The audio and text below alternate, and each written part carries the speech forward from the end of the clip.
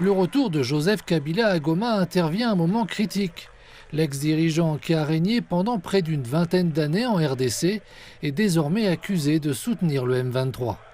Kinshasa affirme disposer de preuves, mais M. Kabila parle d'une chasse aux sorcières politiques. Toutefois, selon les analystes géopolitiques, l'armée et les élites politiques lui sont toujours loyaux.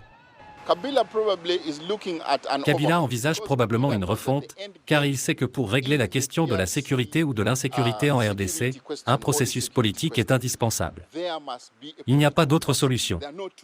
Et le fait qu'il ait été président pendant 2 mandats, soi-disant, lui confère une certaine influence et une base de soutien qui lui permettrait de revenir sur la scène politique. Je pense qu'il a sa place. La semaine dernière, les dirigeants régionaux se sont réunis en Ouganda pour discuter de la paix en RDC. Kinshasa accuse depuis longtemps le Rwanda de soutenir les rebelles du M23, ce que dément Kigali. Kinshasa et Kigali étant en désaccord sur le M23, toute avancée reste fragile. Cela peut être résolu, car ici, en Ouganda, nous l'avons résolu. Nous avions les mêmes problèmes, le sectarisme religieux, le sectarisme tribal. Mais nous avons dénoncé cette analyse erronée. Pourquoi l'identité est-elle importante, plus importante que les intérêts? Pourquoi ne pas se concentrer sur le commerce et l'échange de biens et de services, et la construction des économies? Le bilan humanitaire ne cesse de s'alourdir. Plus de 7 millions de personnes sont déplacées.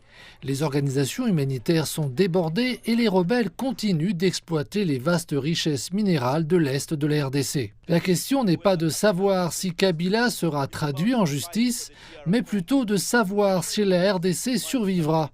Les dirigeants régionaux veulent la stabilité, mais Kinshasa réclame des comptes.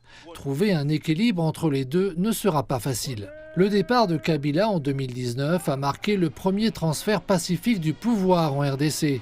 Mais sa brouille avec le président Tshisekedi a brisé les alliances. Aujourd'hui, avec les menaces juridiques qui pèsent, le risque d'instabilité augmente. Le groupe de contact international exhorte une fois de plus les parties à mettre en œuvre un cessez-le-feu immédiat et inconditionnel.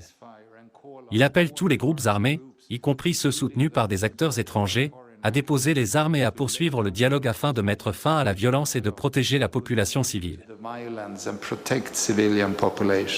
Des analystes régionaux mettent en garde, estimant que ce qui arrivera ensuite à M. Kabila pourra soit faire reculer la RDC, soit la plonger dans un conflit encore plus profond.